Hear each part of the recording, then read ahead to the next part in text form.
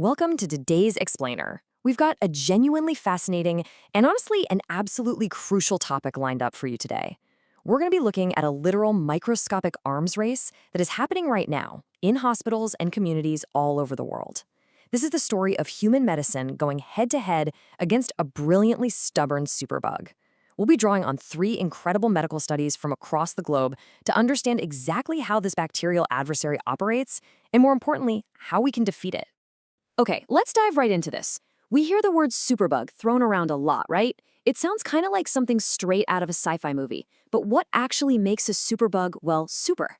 I want you to imagine a bacteria that doesn't just try to survive our treatments, but actively builds its own impenetrable fortress to repel our best medicines. It's a master of defense, constantly evolving and adapting. To really understand this threat, here's our briefing for today. First, we'll meet the superbug. Then, we'll look at the biofilm shield, scale out to the global threat, test our antibiotic arsenal, and finally, chart the path forward. All right, part one, meet the superbug, unmasking the culprit. So before we figure out how to defeat this microscopic enemy, we need to know exactly who we're tracking today. We're tracking MRSA. That stands for methicillin-resistant Staphylococcus aureus. Let's make sure we're all on the same page with that mouthful of an acronym. Staphylococcus aureus is the bacteria, and the methicillin-resistant part means it's acquired specific genes that make it resistant to an entire class of antibiotics known as penicillins. At the microscopic level, this resistance is driven by an altered protein, essentially coded by a specific piece of genetics called the MECA gene. And look, the stakes here are incredibly high, as aureus is responsible for a massive range of damage. We're talking everything from minor skin infections to chronic wound breakdown, severe surgical site infections, diabetic foot ulcers, and even life-threatening sepsis. In fact, researchers in our Nigerian study found that traumatic accident wounds and leg ulcers in farmers were prime targets for this exact pathogen. It takes advantage of absolutely any vulnerability. But here's the truly unnerving part. This pathogen isn't some rare, exotic invader. S. aureus lives harmlessly right now on the skin of about 30% of perfectly healthy individuals. It's an opportunistic neighbor. It just sits there waiting for a breach, a cut, a scrape, maybe a surgical incision to invade the body and start causing trouble. Moving on to part two, the biofilm shield, microscopic armor. Now, what's really interesting here is what happens once it breaches the skin. It doesn't just float around, it builds a stronghold. We call it a biofilm. And honestly, building it is like a highly coordinated, tactical military maneuver. First, the bacterial cells aggregate and firmly attach themselves to a surface, like a wound bed. Second, they pump out this thick extracellular matrix. Think of it like a biological concrete made of exopolysaccharides, proteins, and even DNA. Finally, this matrix cures into a literal force field. It effectively blocks the penetration of our antimicrobial agents and physically shields the bacteria from our body's own immune defenses. When we compare these two states, the biofilm producers versus the non-producers, the clinical data is just staggering.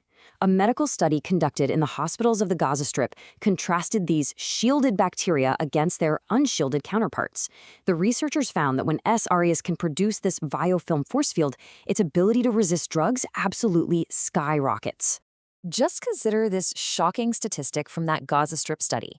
A massive 89.2% of the biofilm-producing strains were found to be multi-drug resistant. Let that sink in for a second. Nearly 9 out of 10 times this bacteria builds its armor, it becomes resistant to multiple different types of antibiotics. The armor works terrifyingly well. Which brings us to part 3, a global threat tracking the adversary. To truly grasp the scale of this, we need to view the researchers in Palestine, India, and Nigeria not just as isolated scientists, but as a global network of medical detectives tracking a worldwide menace. Let's break down some data from the medical detectives in Edo State, Nigeria. Out of 152 swabs from various wound infections, a staggering 20.39% were strictly MRSA. That is essentially 1 in every 5 infected wounds harboring this specific, highly resistant superbug. And this data really synthesizes the global stakes for us. Because whether we're looking at the leg wounds of farmers in Nigeria, the intensive care units in Uttar Pradesh, India, or the pediatric wards in the Gaza Strip, the superbug operates the exact same way. Despite vastly different climates, cultures, and healthcare systems, MRSA uses the exact same biofilm playbook to cause severe, hard-to-treat infections. All right, part 4, testing the arsenal. What weapons still work?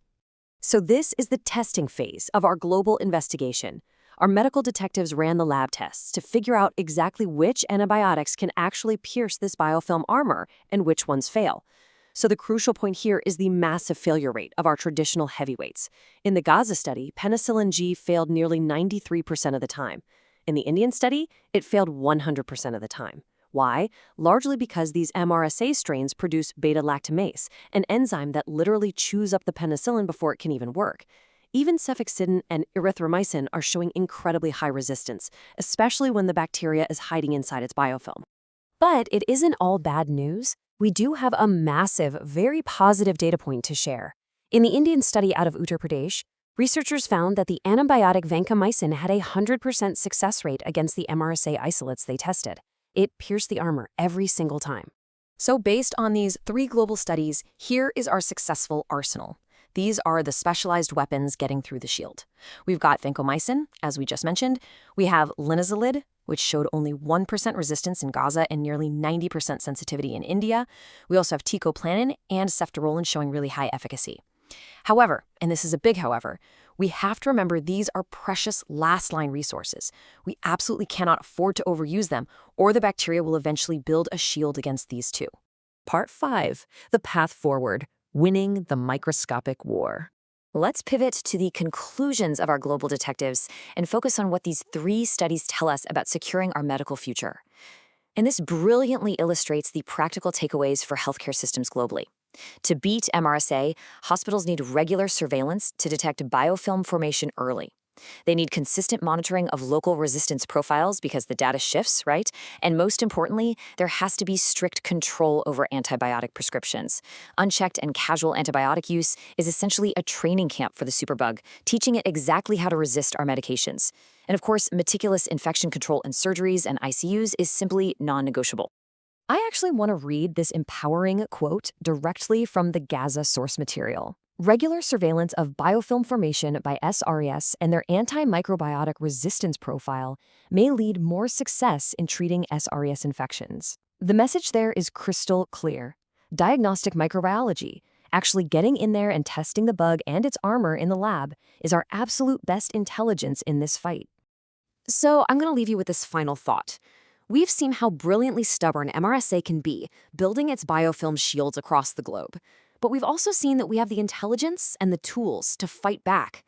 The question is, how must our relationship with antibiotics change, both as medical professionals and as patients, to ensure we actually win this microscopic war? Thank you so much for joining me on this explainer today. Keep asking those great questions, and I will see you next time.